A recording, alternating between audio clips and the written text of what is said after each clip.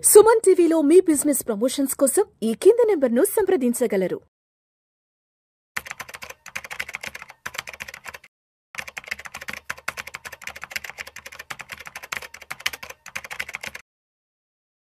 నమస్తే, welcome to Vishnu talks. నేను మీ విష్ణు. ప్రస్తుతం నాతో పాటు సర్టిఫైడ్ ఫైనాన్షియల్ ప్లానర్ తుమ్మా బాలరాజ్ గారు ఉన్నారు. వారితో మాట్లాడదాం. సార్ నమస్తే. సార్ బాలరాజ్ గారు. నమస్తే అండి. సార్ బాలరాజ్ గారు, ఇప్పుడు 40 ఏళ్ల వయసులో ఉన్న వాళ్ళు, అదేవిధంగా 50 ఏళ్ల వయసులో ఉన్న వాళ్ళు, అంటే 1975లో పుట్టిన వాళ్ళు, 1980లో పుట్టిన వాళ్ళు, 85లో పుట్టిన వాళ్ళు, సో ఇప్పుడు వీళ్ళంతా కూడా 40, 45, 50 ఈ ఏజ్ గ్రూప్ లో ఉంటారు కాబట్టి, అవునండి.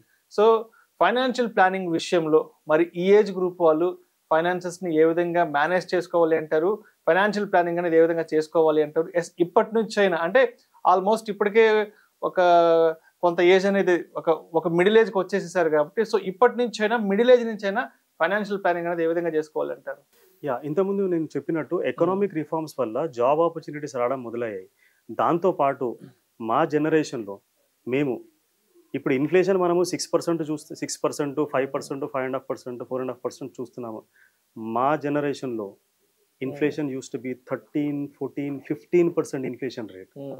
సో 90స్లో, early 2000s, 90s, little early 90స్లో ఉండేదన్నమాట. లిటిల్ ఎర్లీ 2000 నుంచి తగ్గింది. సో ఫిక్స్డ్ డిపాజిట్ పైన వడ్డీ రేట్ ఎంత ఉంటుంది అనుకుంటున్నారు మీరు? అప్పట్లో నాకు ఐడియా లేదు అసలు. కోఆపరేటివ్ బ్యాంక్స్ లో ఫిక్స్డ్ డిపాజిట్ పైన 15% ఇంట్రెస్ట్ ఉండేదండి.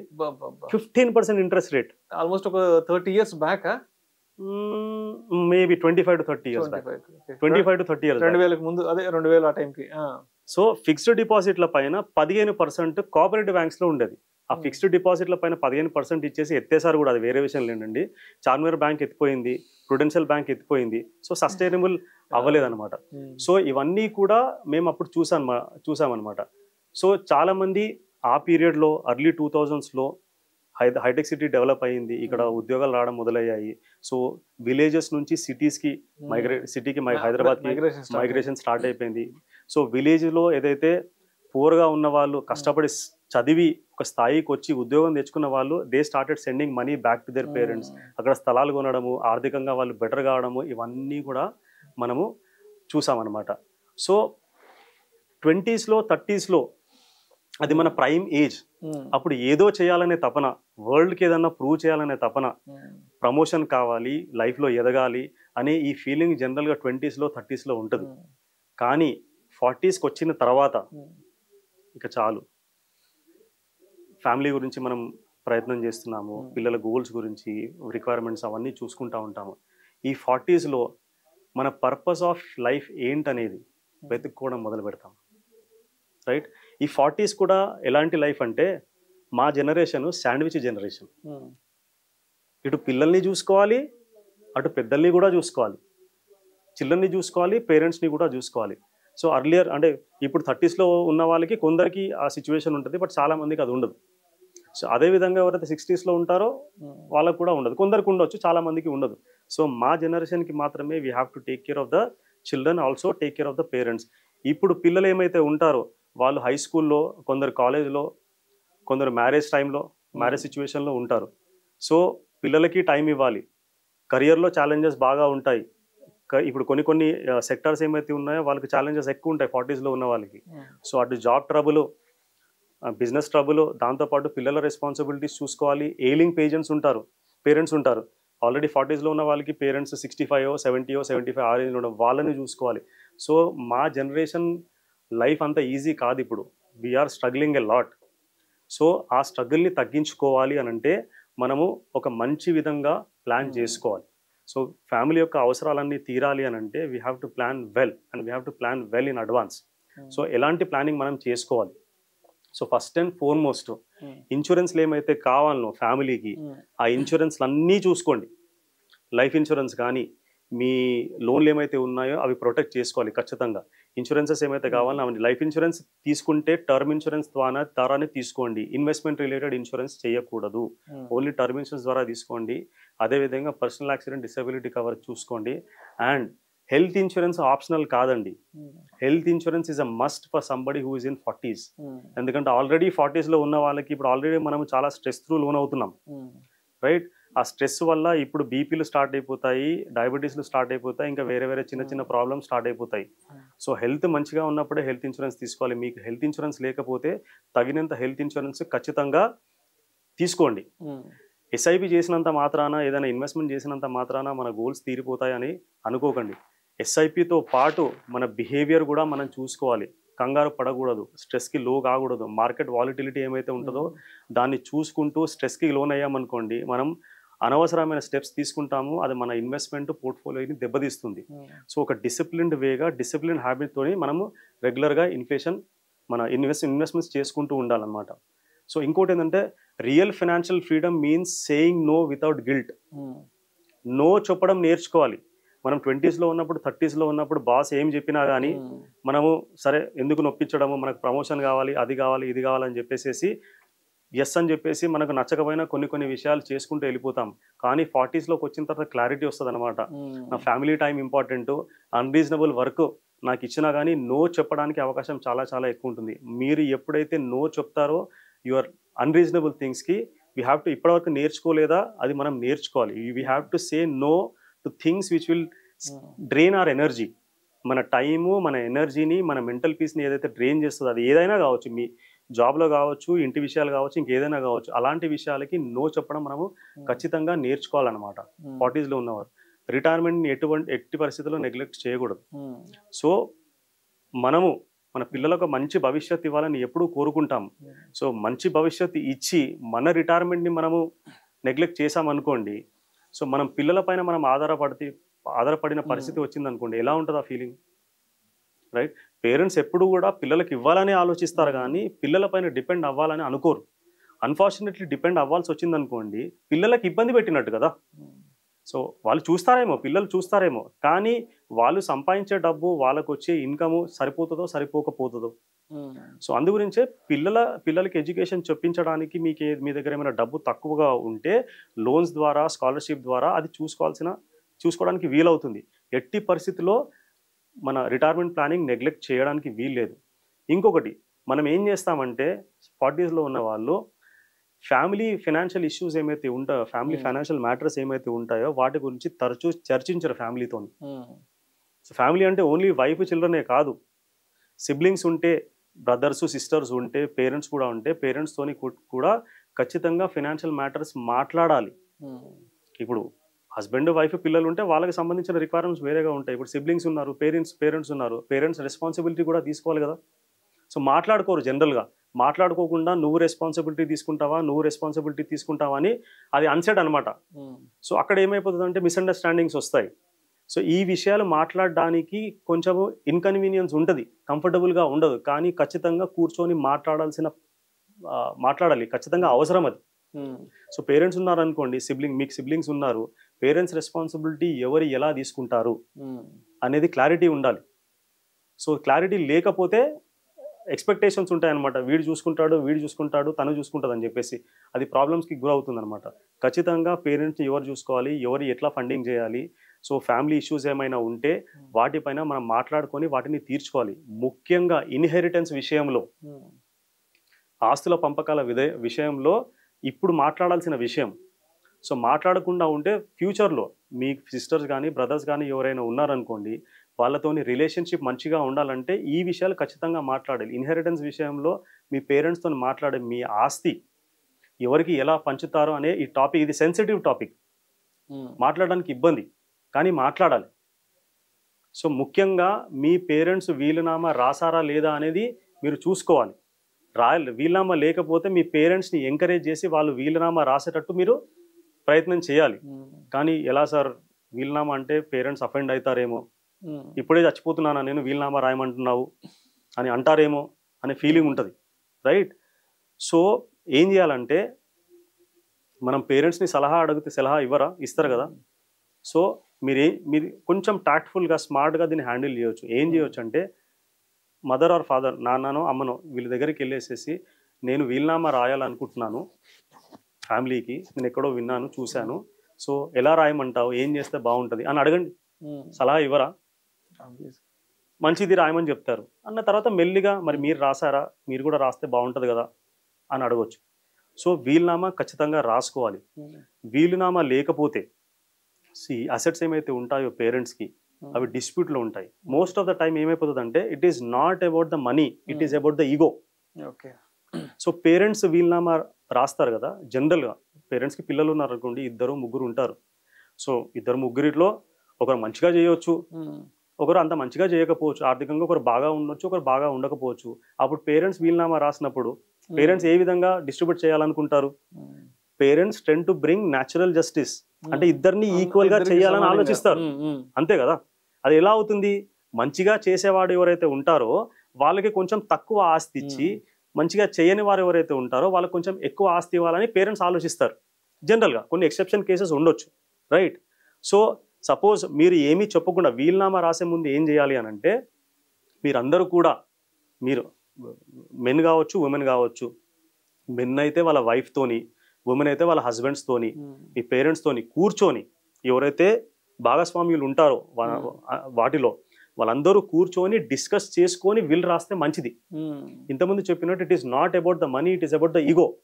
ఇప్పుడు సపోజ్ ఈ విషయాలు ఏమీ మాట్లాడకుండా, ఇప్పుడు చిన్నవాడికి ఒకరు మంచిగా ఎవరైతే చేయట్లేదో, చిన్నవాడు పెద్దవాడు అనుకుందాం ఈజీ అండర్స్టాండింగ్, పెద్దవాడు బాగా చేస్తున్నాడు, ఆర్థికంగా బాగా ఉన్నాడు, చిన్నవాడు బాగా చేయట్లేదు, పేరెంట్స్ చిన్నవాడికి కొంచెం ఎక్కువ ఇద్దామని అనుకుంటారు, రైట్?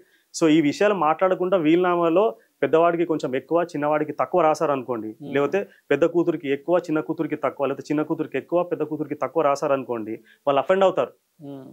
చిన్నవాడే ఇష్టమా, నాకు తెలుసు చిన్నవాడు ఫేవరెట్ చైల్డ్ నేను కాదు అనే ఫీలింగ్ వస్తుంది, రైట్? ఎంత వయసు వచ్చినా 40 కావచ్చు, 50 కావచ్చు, 60 కావచ్చు, ఇది ఉంటుంది ఫీలింగ్.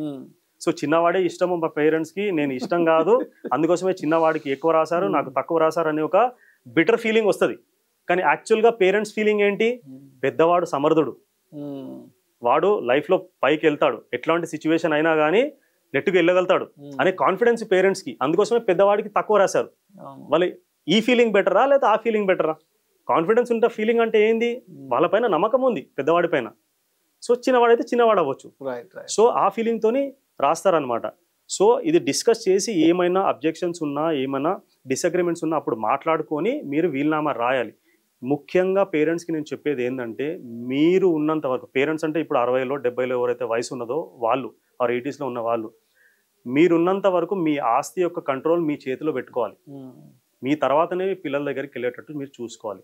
ఖచ్చితంగా ఈ ఇన్హెరిటెన్స్ విషయాలు, ఫ్యామిలీ యొక్క మ్యాటర్స్ ఇవన్నీ కూడా మనము డిస్కస్ చేసుకోవాల్సిన అవసరం ఉంది. ఇంకొకటి ఏంటంటే, మన జనరేషన్ పరిగెత్తుతూ ఉంది.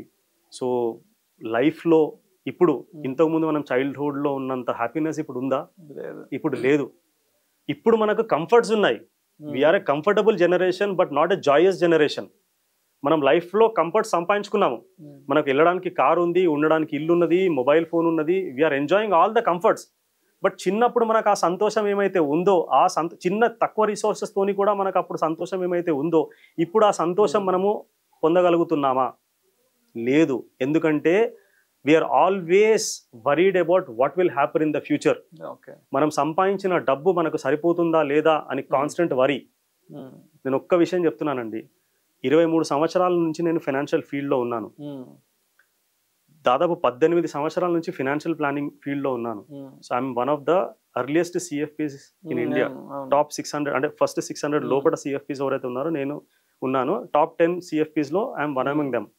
సో గత 15 సంవత్సరాలుగా ఈనాడులో ఆర్టికల్స్ రాస్తున్నాను. చాలా మంది, దాదాపు ఒక 25-30 వేల మందిని సిరి ఇన్వెస్టర్స్ క్లబ్ త్రూ, అదేవిధంగా TV5 mutual fund summit through నేను డైరెక్ట్గా అడ్రస్ చేశాను. దాదాపు 3000 మందిని డాక్టర్స్ని అడ్రస్ చేశాను. సో 2022లో న్యూరో ఫిజిషియన్స్ కాన్క్లేవ్ ఉండే సెమినార్, ఆల్ ఇండియా సెమినార్, అందులో అది అడ్రస్ చేశాను. I have met so many people across so many places. Telangana, Andhra, Karnataka, Maharashtra, ఈ 4 స్టేట్స్లో కూడా నేను చాలా మందిని కలిశాను. సో చాలా మందితోని వాళ్ళ లైఫ్ స్టోరీస్ విన్నాను. ఒక్క విషయం చెప్పగలుగుతానండి, ఇంత ఎక్స్పీరియన్స్తో ఒక్క విషయం చెప్పగలుగుతాను, మన లైఫ్ చాలా చాలా బాగా ఉంటుంది, యాంగ్జైటీ అవసరం లేదు. ఇప్పుడు నా దగ్గరకు వచ్చే క్లయింట్స్ కూడా ఏంటంటే, వాళ్ళు ఫైనాన్షియల్గా బాగా ఉంటారు, యాక్చువల్లీ వాళ్ళు బాగా ఉన్న విషయం వాళ్ళకి తెలియదు. ఏదో ఒక యాంగ్జైటీ, అరే నేను సంపాదించే డబ్బులు నా భవిష్యత్ అవసరాలకు సరిపోతాయా లేదా, తక్కువ అవుతాయేమో, యాంగ్జైటీ ఫీలింగ్ ఎప్పుడు ఉంటుంది. ఎందుకంటే మనము స్కేర్సిటీ జనరేషన్, మనకు కావాల్సిన వస్తువులు మన దగ్గర లేవు. ఆ స్కేర్సిటీ మైండ్ సెట్ మనకు డెవలప్ అయిపోయింది. సో మీరు మీ రెస్పాన్సిబిలిటీస్ ప్రాపర్గా నిర్వర్తించి మీ ఉద్యోగము మీ వ్యాపారము ప్రాపర్గా చేసి మిస్టేక్స్ చెయ్యకుండా ఉంటే మీరు ఎంత సంపాదించినా కానీ you will have a comfortable life. అదొక్క అష్యూరెన్స్ మాత్రం నేను ఇవ్వగలుగుతాను with so many years of experience in handling so many people. ఎకనామిక్స్లో మనం పరిగెత్తి బాగా డబ్బులు సంపాదించేస్తే మనం సంతోషంగా ఉంటాము అనే ఒక ఫీలింగ్ ఉంటుంది. నేను ఇల్లు కట్టుకున్న తర్వాత నేను హ్యాపీగా ఉంటాను, ఈ ఇల్లు అయిపోతే ఐల్ బి హ్యాపీ, ఈ కారు కొంటే నేను హ్యాపీగా ఉంటాను, ఈ వెకేషన్కి వెళ్తే నేను హ్యాపీగా ఉంటాను. Don't postpone your happiness, you live today. Time అట్లా వెళ్ళిపోతూ ఉంటుంది. మళ్ళీ వెనక్కి తిరిగి చూస్తే మన స్ట్రగుల్ మాత్రమే మనకు గుర్తుకొస్తుంది తప్ప మనం లైఫ్లో ఏం చేసామనేది మనకు గుర్తుండదు. So live your today's life and also live for future. ఫైనల్గా ఒక విషయం చెప్పాలనుకుంటున్నానండి. ఎవరైతే పరిగెత్తి బాగా డబ్బు సంపాదించేసేసి నేను అందరికి ఒక నంబర్ ఉంటుంది అనమాట, నేను ఒక 100 కోట్లు సంపాదించాలి, 50 కోట్లు సంపాదించాలి, 10 కోట్లు సంపాదించాలి, 50 కోట్లు సంపాదించాలి అని ఒక నంబర్ ఉంటుంది. Unfortunately we're actually getting into the trap. We're getting bombarded and we're being influenced by the social media. So ఆ నంబర్ ట్రాప్లో అస్సలు పడకండి. మీరు కంఫర్టబుల్గా మీరు చేసే ఉద్యోగము వ్యాపారం చేస్తూ మిస్టేక్స్ చేయకుండా ప్రాపర్గా ఇన్వెస్ట్మెంట్ చేసుకుంటే మీ గోల్స్ అన్నీ కూడా ఫుల్ఫిల్ అవుతాయి. ఎకనామిక్స్లో ఒక లా ఉందండి, ఒక కాన్సెప్ట్ ఉంది, that is called law of diminishing marginal utility. Law of diminishing marginal utility. మీకు నచ్చిన ఐస్ క్రీమ్ తిన్నారనుకోండి, మంచిగా అనిపిస్తుందా? రిలీజ్ చేస్తాము, సంతోషంగా ఉంటాం, హ్యాపీ ఫీలింగ్ ఉంటుంది. అదే ఐస్ క్రీమ్ ని ఇంకొకటి వెంటనే తిన్నారనుకోండి, సేమ్ ఫీలింగ్ ఉంటుందా? కొంచెం వెగటుగా ఉంటుంది. ఆ ఫీలింగ్ తగ్గుతుంది. మూడోసారి దిగితే వెగటు, మీరు అన్నట్టు వెగటుగా ఉంటుంది. డబ్బు విషయంలో కూడా అది జరుగుతుంది. మన అవసరాలు ఏమైతే ఉన్నాయో, మన పిల్లల ఎడ్యుకేషను, రిటైర్మెంటు, ఇల్లు, కారు, వెకేషను, మీ హాబీసు, మీ ప్యాషను, ఏమైతే ఉన్నాయో అవన్నీ కూడా తీర్చడానికి డబ్బు ఏమైతే కావాలనో ఆ డబ్బు మనకు ఖచ్చితంగా కావాలి. రైట్? మీకు 5 కోట్లు కావాలన్నా, సార్ మీరు కోట్లలో, కొందరు వ్యూవర్స్ అనుకోవచ్చు, సార్ మీరు కోట్లలో మాట్లాడుతున్నారని. మీ ఇప్పుడు ఏ లెవెల్లో ఉన్నారు కానీ మీరు కూడా కోటీశ్వర్లు అవుతారండి 15-20 సంవత్సరాల తర్వాత. ఒకప్పుడు లక్షాధికారి అంటే చాలా పెద్ద విషయం ఉన్నది, ఇప్పుడు లక్షలు దేనికి పనికిరావు. So you will also become a crorepati. So first మన అవసరాలకు ఏమైతే డబ్బులు కావాలనో, మన అవసరాలన్నీ తీర్చడానికి, అది 2 కోట్లు కావచ్చు, 5 కోట్లు కావచ్చు, 10 కోట్లు కావచ్చు, ఇవన్నిటికీ డబ్బు ఎంతైతే కావాలో అంత డబ్బు ఖచ్చితంగా కావాలి. మీకు 10 crores కావాలన్నా 10 crores ఖచ్చితంగా కావాలి. 10 crores బదులు మీకు 20 crores ఉన్నాయి, 30 crores ఉన్నాయి. ఆ నెక్స్ట్ 10 crores ఏమైతే ఉంటాయో, 10 to 20 crores, దాని వాల్యూ అంతా ఉండదు. ఫస్ట్ 10 crores ఉన్నంత వాల్యూ నెక్స్ట్ 20 crores ఉండదు. 20 to 30 crores ఉన్నంత వాల్యూ ఫస్ట్ 10 crores కి ఎక్కువ ఉంటుంది అనమాట. సో మనకి ఎంతైతే కావాలో అంత మనం ఖచ్చితంగా కూడబెట్టుకోవాలి. మిగతాది ఏమైతే ఉందో that is just a number. It is going to give psychological comfort. Yes, నా దగ్గర కావాల్సిన దానికంటే నాకు డబ్బు ఎక్కువగా ఉందని ఒక సైకలాజికల్ కంఫర్ట్ అనమాట. అందుగురించే మీరు చాలా ధనవంతులు ఎవరైతే ఉంటారో, బిజినెస్ పీపుల్ ఎవరైతే ఉంటారో, వాళ్ళు ఒక స్టేజ్ తర్వాత ఫిలాంథ్రఫీకి వెళ్తారు. రైట్? ఈ law of diminishing marginal utility డబ్బుకి ఎప్పుడు వర్తించదు అని అంటే, మన అవసరాలు తీర్చుకున్న తర్వాత మిగిలిన డబ్బులు ఏమైతే మనము గ్రేటర్ గుడ్ ఫర్ ఎ సొసైటీకి వాడతామో అప్పుడు ఆ డబ్బు యొక్క వాల్యూ అనేది చాలా ఎక్కువగా ఉంటుంది. ఎందుకంటే you're touching so many people's life. కొందరికి మీరు హెల్త్ పరంగా హెల్ప్ చేస్తున్నారా, ఎడ్యుకేషన్ పరంగా హెల్ప్ చేస్తున్నారా, దానికి వాల్యూ ఎక్కువ ఉంటుంది అనమాట. సో ఫైనల్గా నేను చెప్పేది ఏంటంటే, యాంగ్జైటీ మనకు అవసరం లేదు. జాగ్రత్తగా మీరు చేయాల్సిన ఇన్సూరెన్సులు చేసుకొని హెల్త్ని కాపాడుకుంటూ, మెంటల్ పీస్ని కాపాడుకుంటూ, మన మైండ్ సెట్ని డెవలప్ చేసుకొని చేయాల్సిన ఇన్వెస్ట్మెంట్స్ అన్నీ చేస్తే ఏ బాధరబంది లేకుండా మన గోల్స్ అన్నీ కూడా ఫుల్ఫిల్ చేస్తాము. I'm one among you. Thank you so much. Thank you sir. Thank you so much Balaji గారు. ఎస్పెషల్లీ 90s, 70s, 80s పుట్టిన వాళ్ళు, ఇప్పుడు ఎవరైతే 40-50 years ఏజ్లో ఉన్నారో, సో అటువంటి వాళ్ళు ఫైనాన్షియల్ ప్లానింగ్ అనేది ఏ విధంగా చేసుకోవాలి, ఫైనాన్సెస్ని ఏ విధంగా మేనేజ్ చేయాలి అనే దాని గురించి చక్కగా తెలియజేస్తే thank you so much sir. Thank you అండి. Thank you. Please write your comments. So I want to see your experiences in your childhood. Please write your comments. డెఫినెట్గా. సో ఇప్పటివరకు ఏదైతే సారు ఈ వీడియోలో సార్ యొక్క ఎక్స్పీరియన్సెస్ని, చైల్డ్హుడ్ డేస్ మెమరీస్ అన్ని గుర్తు చేసుకున్నారు. సో మీరు కూడా అటువంటి మెమరీస్ని కానీ ఎక్స్పీరియన్స్ చేస్తుంటే దయచేసి కామెంట్స్ రూపంలో మీ అభిప్రాయాన్ని మాకు తెలియచేయండి. కొందరికి నేను చెప్పినది కాకుండా వేరే ఎక్స్పీరియన్సెస్ ఉండొచ్చు. Please don't get offended. So not necessary నాకున్న ఎక్స్పీరియన్స్, నాకు తెలిసిన వాళ్ళ ఎక్స్పీరియన్సెస్ మీకు కూడా ఉండాలని, మీరేం ఎక్స్పీరియన్స్ చేశారో అది కూడా షేర్ చేయండి. థ్యాంక్ యూ అండి. Thank you sir. Thank you.